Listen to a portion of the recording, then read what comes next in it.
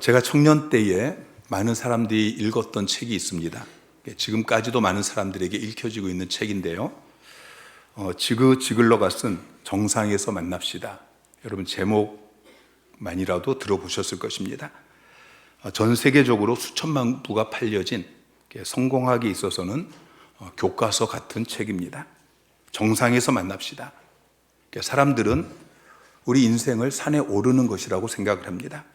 특별히 20대, 30대 때에는 산 정상을 바라보면서 내가 어떻게든지 저 정상에 서야겠다, 그렇게 야망을 가지고 달려갑니다.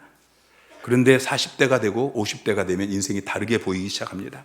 인생이 정상을 향해서 올라가는 것이 아니고 언제 끝날지 모르는 광야길을 걸어가는 것이다 라는 것을 깨닫기 시작하죠. 광야를 지나는 것을 누가 좋아하겠습니까? 그런데 누구나 광야를 지날 때가 있습니다. 2025년 한 해를 마무리하고 있는데요. 여러분, 지난 한 해를 돌아볼 때에 여러분의 인생이 평탄한 길이었습니까? 아니면 광야 길이었습니까? 자, 이스라엘 백성들이 출애굽을 했습니다. 10가지 기적이 일어나는 걸 보면서 이제 오랜 종살이에서 그들이 해방이 되었습니다. 그리고 홍해를 건너갑니다. 자, 눈앞에서 홍해가 갈라지는 기적을 봅니다. 그들을 추격해오던 애굽의 군대가 그곳에 수장되는 것을 보게 되어집니다. 너무 감격스러워서 찬양을 부르죠. 21절에 너희는 여호와를 찬송하라. 그는 높고 영화로우시며 말과 그 탄 자를 바다에 던지셨음이로다. 자, 이제 애굽의 종살이에서 완전히 해방되었습니다. 이제는 고통의 삶이 끝이고 이제 행복한 삶이 계속 이어질 것 같습니다. 예수를 처음 믿고 구원받은 세 가족의 모습이 이와 같습니다. 그런데 그들 앞에 놓인 것은 대로가 아니었습니다. 고속도로가 아니었습니다. 광야 길이었습니다. 22절 말씀을 보면은 모세가 홍해에서 이스라엘을 인도하며 그들이 나와서 수르 광야로 들어가서 거기서 사흘 길을 걸었으나 물을 얻지 못하고, 자, 광야로 들어가서 광야길을 사흘을 걸어갑니다. 그런데 물을 얻지 못합니다. 여러분, 갈증으로 인한 고통이 얼마나 심하겠습니까? 여러분, 광야는 그런 곳입니다. 모든 것이 부족하고 모든 것이 불편한 곳이 광야 아닙니까? 마실 물이 없고 먹을 식량이 없고 낮에는 태양이 뜨겁고 밤에 추위는 살을 애고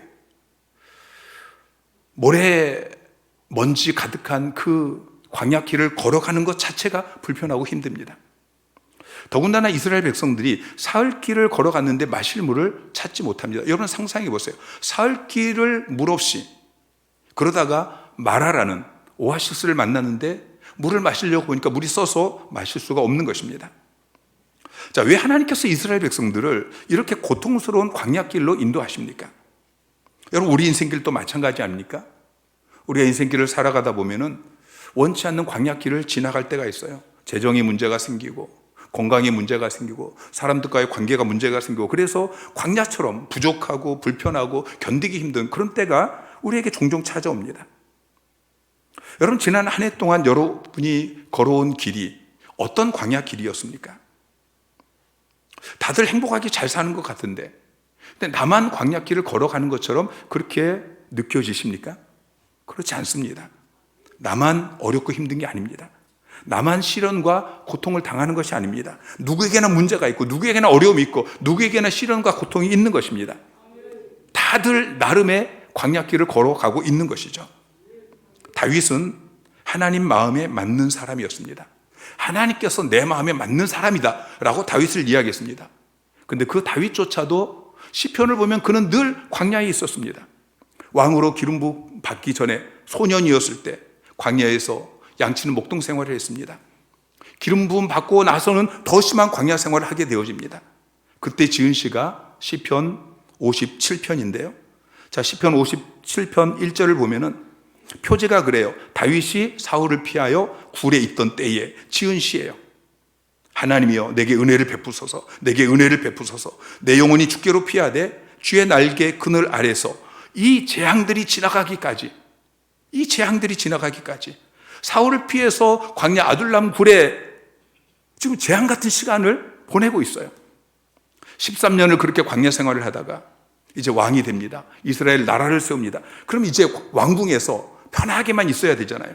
근데 노년에도 압살롬이 반역을 일으키고 또다시 광야 생활을 합니다. 그때 지은 시가 시편 63편이에요. 시편 63편 1절, 다윗의 시, 유다의 광야에 있을 때에 하나님이여 주는 나의 하나님이시라. 내가 간절히 주를 찾되 물이 없어 마르고 황폐한 땅에서 내 영혼이 주를 갈망하며 내 육체가 주를 앙모하나이다. 다윗뿐만이 아니에요. 하나님의 사람들은 다 광야를 지나갔어요. 모세도 애굽의 궁전에서 바로의 공주의 아들로 지냈는데 하나님께서 그를 광야로 보내서 광야에서 40년을 그렇게 지내요. 엘리야도 광야를 체험했어요. 바울도 다메섹에서 예수님을 만나고 나서 광야에 가서 3년을 거기서 시간을 보냅니다. 예수님조차도 공생애를 시작하기 전에 광야에서 사단에게 40일을 그렇게 금식하며 시험을 받습니다. 여러분, 나만 광야가 있는 게 아니에요. 누구나 광야를 지나갈 때가 있습니다. 광야는 외로운 곳입니다. 광야는 고립된 곳입니다. 중국에 인위전이라는 여인이 있습니다. 이 여인이 사막에 나무를 심습니다. 그래서 여의도 면적의 8배나 되어지는 이 거대한 숲을 만든 아주 대단한 여인입니다. 이 여인이 생명부지의 사람과 결혼을 해서 사막에 살게 됩니다. 근데 사람을 한 사람도 만날 수가 없어요. 너무 외로웠어요. 그러다가 어느 날 저 멀리서 사람이 다가오는 게 보입니다. 반가운 마음에 달려가는데 그 사람을 아는 척도 하지 않고 그냥 지나가 버립니다. 그 지나가는 뒷모습을 바라보고 있다가 집에 가서 대야를 가지고 나옵니다. 그리고 그 사람 발자국, 그 사람이 지나간 발자국을 대야로 덮어놓습니다. 그리고 외로울 때면 그 발자국을 바라보았다고 합니다. 얼마나 외로우면 그렇게 하겠어요? 그런데 그 발자국마저 금방 바람에 날려 없어지는 곳이, 그곳이 사막입니다. 그래서 사막에 사는 유목민들은 낯선 사람이 오면은 사연도 묻지 않고 무조건 그냥 집으로 초청하고 그리고 정성껏 대접을 합니다. 아브라함이 소돔성으로 가던 그 천사들을 간청해서 집으로 데려와서 잘 대접을 하는데요. 천사인 걸 알고 대접한 게 아니에요. 믿음이 좋아서 대접한 게 아니에요. 외로운 광야에 사는 유목민들의 특별한 풍속인 것입니다. 그런데 하나님께서 우리를 그 외로운 광야로, 고립의 광야로 내모실 때가 있어요. 그때 대부분의 사람들은 광야의 가치를 알지 못하기 때문에 불평합니다. 알래스카가 원래 러시아 영토였어요. 근데 알래스카는 눈과 얼음으로 뒤덮인 그냥 쓸모없는 불모지처럼 보였습니다. 러시아가 재정난을 겪고 있었어요. 그래서 미국에 이 알래스카를 720만 불이라는 아주 헐값에 팔아 넘깁니다. 알래스카는 우리나라의 7배나 되는 엄청난 크기의 땅이에요. 근데 그 땅 안에 석유 매장량이 전 세계의 25%입니다. 금 매장량은 전 세계 28%입니다. 우라늄 매장량은 전 세계 30%가 거기 묻혀 있습니다. 그러니까 천문학적인 가치가 있는 그런 땅이에요. 근데 그 땅의 가치를 알지 못한 러시아는 헐값에 그걸 팔아버렸고, 그 땅의 가치를 알았던 미국은 그 땅을 사서 천문학적인 이익을 얻게 된 것입니다. 여러분, 광야도 마찬가지예요. 광야의 가치를 알지 못한 사람은 광야를 그냥 피하려고 합니다. 근데 광야의 가치를 알았던 수도사들은 스스로 광야로 나아갔어요. 로마 제국이 AD 313년에 밀라노 칙령을 공포합니다. 이제 로마 제국이 엄청난 박해를 받던 교회가 이제는 박해가 사라졌어요. 그런데 편하게 신앙생활하면서 이제 신앙이 점점 세속화되어져 가는 것입니다. 그러자 이 세상의 부와 명예와 쾌락을 버리고 하나님 앞에서 정말 순결하게 그렇게 헌신의 삶을 살고자 한 사람들이 도시를 떠납니다. 그리고 팔레스타인, 이집트, 시리아, 사막으로 들어갑니다. 그들은 세상과 단절된 채 금식하고 기도하고 침묵하고 그리고 노동을 하면서 하나님과 깊은 교제를 추구합니다. 광야는 그들에게 고통의 장소이자 연단과 성화의 장소였습니다. 그들은 그곳에서 하나님의 임재와 평안을 추구했습니다. 이들을 사막 수도사들이라고 부릅니다. 사랑하는 성도 여러분, 지금 여러분은 광야를 지나가고 있습니까? 광야는 가치 있는 곳입니다. 천문학적인 가치가 있는 곳입니다. 지금 그 가치를 잘 모를지라도 여러분 불평하지 마십시오. 알래스카처럼 그렇게 헐값에 팔아 넘기려고 애를 쓰지 마십시오. 이해가 되지 않아도 불평하지 마시고 감사하시기 바랍니다. 찬양하시기 바랍니다. 여러분, 광야는 학교입니다. 아이들이 학교를 다녀야 되는 것처럼 여러분이 그리스도인으로서 성장하기 위해서는 학교를 다녀야 됩니다. 하나님이 세우신 학교, 바로 광야 학교인 것이죠.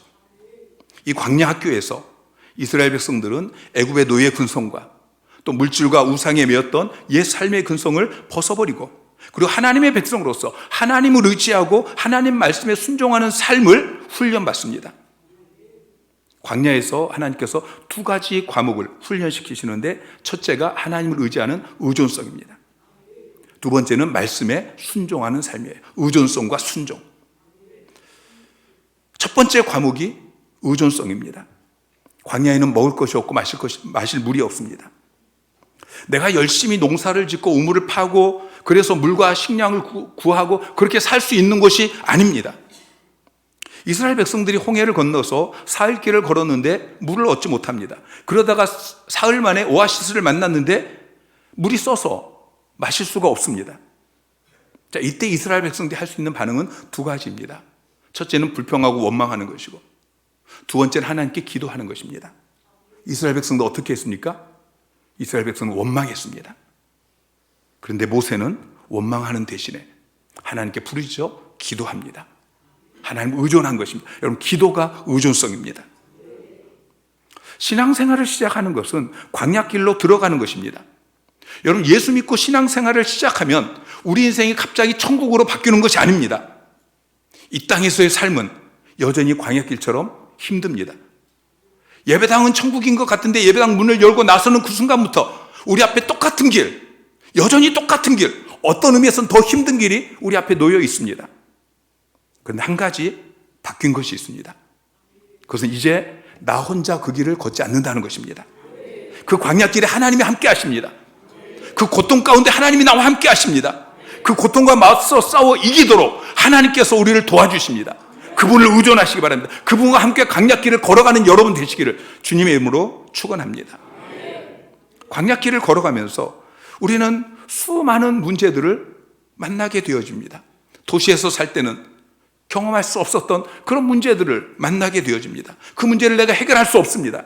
그때마다 나는 아무것도 아니구나, 나는 아무것도 할 수 없구나, 그것을 깨닫고 그래서 하나님을 의존하기를 원하시는 거예요.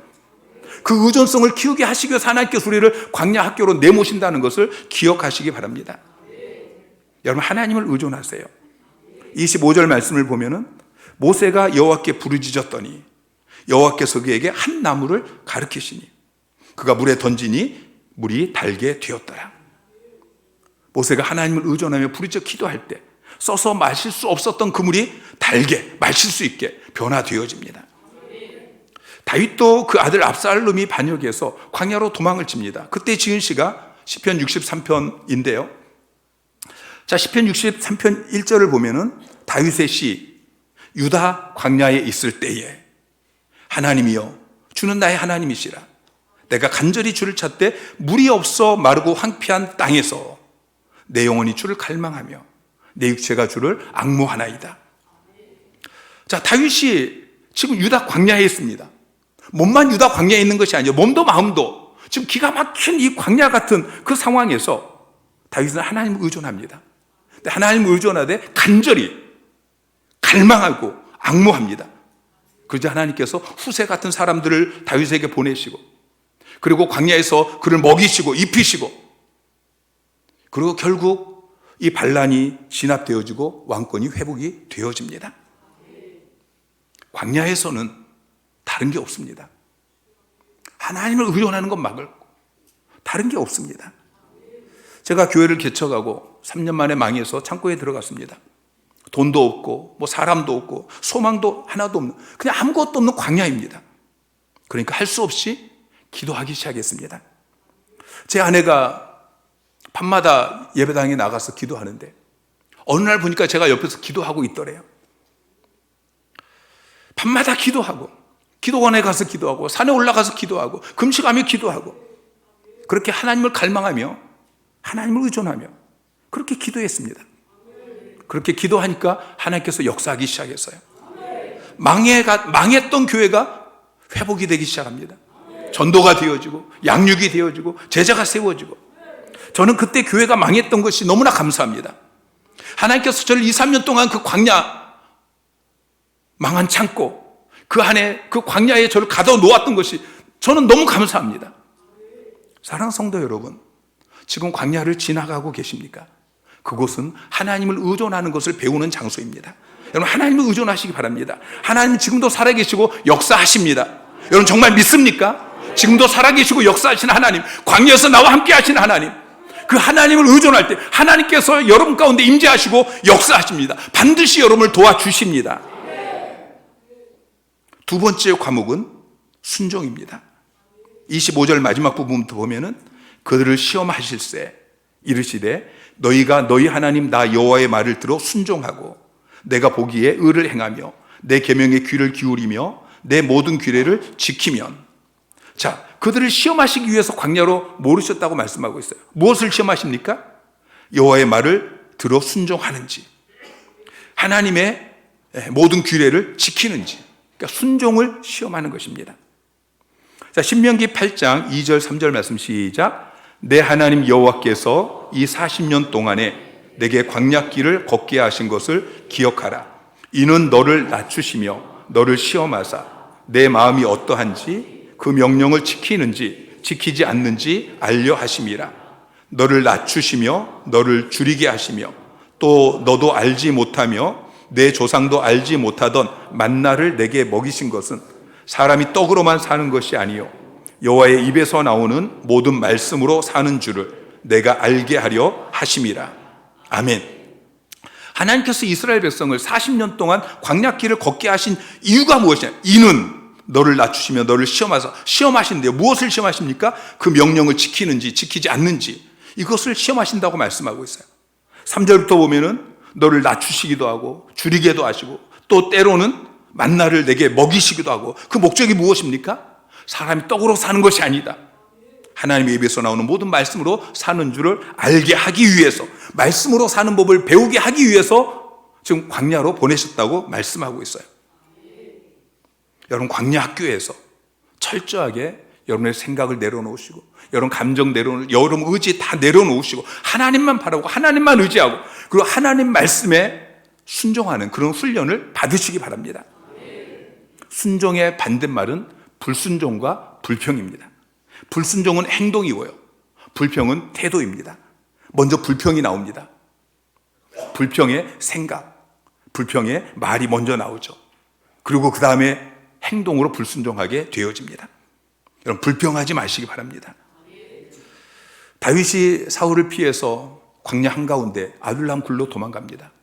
그러자 그곳에 사람들이 모입니다. 환난당한 모든 자, 빚진 모든 자, 마음이 원통한 자 한 400명, 그 다음에 600명 그렇게 모여듭니다. 여러분 상상을 해보세요. 지금 광야 한가운데 아둘람이라는 이 굴에 다윗이 숨어 있습니다. 그곳에 사람들이 모이는데 한결같이 환난당한 모든 자, 빚진 모든 자, 마음이 원통한 자들입니다. 입만 열면 불평이 터져 나올 수밖에 없는 그런 상황 아닙니까? 그런데 다윗이 시편 57편 7절에 하나님이여 내 마음이 확정되었고 내 마음이 확정되었사오니 내가 노래하고 내가 찬양하리이다. 하나님, 내가 이 상황에서 불평하지 않겠습니다. 하나님, 내가 이 상황에서 원망하지 않겠습니다. 내가 노래하겠습니다. 찬양하겠습니다. 내 마음을 확정합니다. 내가 결단합니다. 시편 63편은 다윗이 그 아들 압살롬이 반역을 해서 다시 유대 광야에 숨어 있을 때 그때 지은 시예요. 3절부터 보면은 주의 인자하심이 생명보다 나음으로 내 입술이 주를 찬양할 것이라. 이러므로 나의 평생의 주를 송축하며 주의 이름으로 말미암아 나의 손을 들리이다. 골수와 기름진 것을 먹은 같이 나의 영혼이 만족할 것이라. 나의 입이 기쁜 입술로 주를 찬송하되 내 입술이 주를 찬양할 것이라. 내 평생의 주를 송축할 것이다. 내가 두 손을 들 것이다. 내 입이 기쁜 입술로 주를 찬송할 것이다. 여러분, 광야를 지날 때에 가장 조심해야 될 것이 입술입니다. 말 조심해야 됩니다. 이스라엘 백성들은 광야를 지나가면서 입만 열면 불평하고 원망했습니다. 결국 그들은 광야를 돌다가 광야에서 죽었습니다. 가나안 땅에 들어가지 못했습니다. 그런데 다윗은 광야를 지나면서 입만 열면 찬양했습니다. 결국 다윗은 가나안 땅을 정복했고 이스라엘 나라를, 하나님 나라를 세웁니다. 여러분, 광야에서는, 사람을 향해서는 입을 닫으셔야 됩니다. 그리고 하나님 앞에서 입을 여셔야 됩니다. 여러분, 불평하지 마시고 기도하는 여러분 되시기를 주님의 이름으로 축원합니다. 하나님을 의존하십시오. 그리고 말씀에 순종하십시오. 다윗처럼 오늘 결단하는 여러분 되시기를 주님의 이름으로 축원합니다. 마지막으로 27절 말씀을 보면은, 하나님께서 광야를 지나가는 이스라엘 백성들에게 오아시스를 주십니다. 27절 말씀 시작. 그들이 엘림에 이르니 거기에 물샘 열둘과 종려나무 70그루가 있는지라. 거기서 그들이 그 물 곁에 장막을 치니라. 아멘. 광야에서 가장 귀한 것이 물입니다. 오아시스입니다. 이스라엘 백성들이 지나온 시내 광야에는 450개 정도의 오아시스가 있다고 이야기합니다. 출애굽기와 민수기를 보면은 이스라엘 백성들이 광야를 지나가다가 들렸던 곳들이 있어요. 그곳은 다 오아시스입니다. 마라가 오아시스였고, 엘림이 오아시스였고, 르비딤이 오아시스였고. 다윗이 사울을 피해서 13년 동안 광야에 숨어 지냅니다. 그 오랜 시간 동안 광야에서 버틸 수 있었던 것은 광야에 오아시스가 있었기 때문입니다. 하나님께서 광야를 지나는 이스라엘 백성들에게, 또 광야에 숨어 있는 그 다윗에게 오아시스를 주신 것처럼 오늘 또 광야길을 걸어가는 저와 여러분에게 오아시스를 주셨습니다. 첫째, 예수님을 주셨습니다. 둘째, 교회를 주셨습니다.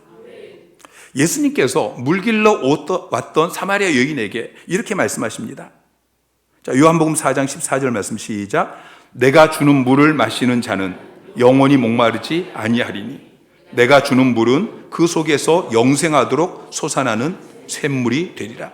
내가 주는 물을 마시는 자는 영원히 목마르지 아니할 것이다. 예수님이 오아시스입니다. 예수님께서는 갈급한 이 여인에게 물을 주셨습니다. 그 물을 마시면 영원히 목마르지 않게 된다라고 말씀하셨습니다. 이 여인은 그 물을 마시고 해갈이 되어졌습니다. 요한복음 7장 37절 38절 말씀 시작. 명절 끝날 곧 큰 날에 예수께서 서서 외쳐 이르시되 누구든지 목마르거든 내게로 와서 마시라. 나를 믿는 자는 성경의 이름과 같이 그 배에서 생수의 강이 흘러나오리라 하시니. 예수님이 오아시스입니다. 예수님을 만나면 광야 길을 걸어가면서도 그 가란 심령 가운데 이 배에서 생수의 강이 흘러나와서 가란 심령이 해갈이 되어지는 것입니다. 두 번째는 교회입니다. 에스겔 47장에 보면은 에스겔이 환상을 봅니다. 사막이 오아시스로 변화되어지는 거예요. 성전 문지방에서 물이 흘러내려옵니다. 그 물이 점점 불어나더니 강이 되어집니다. 그 강이 광야 한가운데를 지나가면서 광야가 숲이 되어집니다. 나무에 열매가 맺힙니다. 죽어가던 그 광야가 다시 살아납니다. 사막이 오아시스로 변화되어집니다.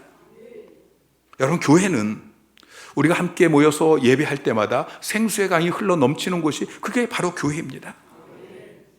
그 생수가 흘러가는 곳마다 역사가 일어납니다. 죽었던 광야가, 죽었던 바다가 다시 살아나는 것처럼 우리의 심령이, 우리의 가정, 우리의 삶에 말씀의 생수, 은혜의 생수, 성령의 생수가 흘러 들어올 때에 죽어가던 우리의 심령이, 죽어가던 우리의 가정이, 죽어가던 우리의 삶이 회복되는 것입니다. 여러분, 우리가 걷는 인생길은 광야길입니다. 이 광야길을 걸어가다가 주일에는 그 걸음을 멈추시고 영적 오아시스, 교회로 모이셔야 됩니다. 예수님을 만나야 합니다. 예배를 통해서 주님이 주시는 생수를 마셔야 됩니다. 그때 우리가 회복되어지고 세움을 얻게 되어지고, 그리고 또다시 광야 같은 세상길을 우리가 힘차게 걸어갈 수 있게 되는 것입니다. 그런데 어떤 사람들은 주의를 지키지 못합니다. 그들은 오아시스에 들릴 만한 마음의 여유가 없습니다. 빨리 광야를 벗어나기 위해서 주일날도 열심히 달려갑니다. 그런데 그렇게 서두른다고 광야를 벗어날 수 있는 게 아닙니다. 여러분, 광야에서 살아남기 위해서는 반드시 지켜야 될 수칙이 있습니다. 그것은 오아시스를 만날 때마다 들려야 된다는 것입니다. 지금 당장 좀 괜찮다고 그냥 지나치면 얼마 가지 못해서 쓰러지게 됩니다. 그럼 그 사람은 다시 일어날 수 없습니다. 오아시스에 들려서 생수를 충분히 마시고 그리고 충분히 쉬었다 가는 사람만이 광야길을 걸어갈 수 있는 것입니다. 사막에 길이 없는 것처럼 보이지만 사막에도 길이 있습니다. 사막의 지도를 보면은요, 거미줄처럼 길들이 연결되어 있는데 그 길이 직선으로 반듯하게 나 있지 않습니다. 돌아가게 되어 있습니다. 오아시스를 들렸다 가도록 오아시스와 오아시스를 연결하는 그런 길입니다. 어디를 가든지 오아시스를 거쳐 가야만 사막을 무사히 빠져나갈 수 있는 것입니다. 광야를 건너는 일에만 몰두하다가 오아시스를 지나치지 마십시오. 주일날도 교회로 나오지 못하고 예수님을 만나지 못하고 그렇게 달려가지 마십시오. 하나님이 여러분에게 주신 그 오아시스를 반드시 들리시기 바랍니다. 여러분, 광야는 씨를 뿌릴 수도 없고 추수할 수도 없는 곳입니다. 그런데 이스라엘 백성들이 40년을 광야길을 걸어가면서 굶어 죽은 사람이 단 한 사람도 없습니다. 하나님께서 날마다 하늘에서 만나를 내려주셨습니다. 메추라기를 공급해 주셨습니다. 광야는 물이 귀한 곳입니다. 그런데 하나님께서 이스라엘 백성을 오아시스가 있는 곳으로 인도하셨습니다. 마라에서는 물이 써서 마실 수 없으니까 물을 단물로 바꾸어 주셨습니다. 물샘 10들과 종려나무 70그루가 있는 엘림이라는 오아시스로 인도하셨습니다. 17장에 가서 보면 르비딤이라는 중동 최대의 오아시스로 인도하셨습니다. 근데 그곳이 가뭄으로 물이 없습니다. 마실 물이 없습니다. 그러니까 하나님께서 바위를 깨트려서 생수가 터져 나오셔서 이스라엘 백성들을 마시게 하셨습니다. 광야는 낮에는 너무 뜨겁고 밤에는 너무 추운 곳입니다. 그런데 광야에 이 태양빛을 피할 만한 그늘을 눈을 씻고 찾아봐도 찾을 수가 없습니다. 그러면 그 뜨거운 태양에 그들이 쓰러져 죽고 마는데 하나님께서 구름 기둥으로 거대한 그늘을 만들어 주셨습니다. 또 밤에는 불기둥을 보내주셨습니다. 여러분, 사막에서는 더워서 죽는 사람보다도 밤에 추워서 죽는 사람이 더 많다고 합니다. 그런데 하나님께서 거대한 불기둥을 통해서 밤의 추위로부터 이스라엘 백성들을 지켜주셨습니다. 신명기 29장 5절 말씀 시작. 주께서 40년 동안 너희를 광야에서 인도하게 하셨거니와 너희 몸에 옷이 낡아지지 아니하였고 너희 발에 신이 헤어지지 아니하였으며. 하나님께서 이스라엘 백성들을 40년 동안 옷이 낡아지지 않겠어요? 신이 헤어지지 않겠어요? 일주일 동안 사막에서 지낸 사람의 이야기를 들어보면 발가락 사이에 모래가 들어가는 것이 제일 힘들었다고 이야기해요. 발가락 사이에 모래가 들어가면 발에 상처가 나오고 그러면 이제 걷지 못하게 되어집니다. 그런데 하나님께서 신발이 닳아지지 않게 하셨어요. 사소한 것 같지만 그러나 세밀하게 지키시고 보호하시는 하나님의 은혜인 것입니다. 여러분, 광야가 힘들지만 광야를 지나갈 수 있는 것은 하나님의 은혜가 있기 때문이에요. 그리고 그 은혜는 인생의 광야를 지나갈 때만 체험할 수 있는 특별한 은혜예요. 만나를 공급해 주시고 메추라기를 먹는 것, 구름기둥, 불기둥, 반석에서 나오는 생수를 마시는 것. 여러분, 이런 특별한 하나님의 은혜는 광야를 지나가지 않고는 결코 경험할 수 없는 은혜인 것입니다. 그래서 생각을 조금만 바꾸면 광야를 지나는 시간은 살아계신 하나님의 특별한 은혜를 체험하는 정말 가슴 설레이는 여행이 아닐 수 없는 것입니다. 사랑하는 성도 여러분, 지금 여러분이 걸어가는 인생길, 그 광야길이 어떤 광야길입니까? 왜 하나님께서 나에게 이 광야길을 허락하는지 지금은 잘 모를 수 있습니다. 가도 끝이 없는 그 광야길, 정말 이 길이 끝나지 않을 것 같은 그 광야길 앞에서 우리가 낙심이 될 수도 있고 또 불평이 생길 수도 있습니다. 그러나 광야는 가치가 있습니다. 광야는 축복의 땅입니다. 무엇보다도 광야에 하나님이 계십니다. 전능하신 하나님이 계십니다. 나를 사랑하시는 하나님이 계십니다. 하나님께서 저와 여러분을 위해서 그 광야 적소에 오아시스를 준비해 놓으셨습니다. 그리고 그 광야길이 끝나지 않을 것처럼 보이지만 반드시 끝납니다. 하나님의 때에, 가장 좋은 때에 그 광야길이 끝이 납니다. 하나님의 특별한 은혜를 누리며 찬양하며 기뻐하며 감사하며 그렇게 광야길을 통과하는 여러분 되시기를 주님 이름으로 축원합니다.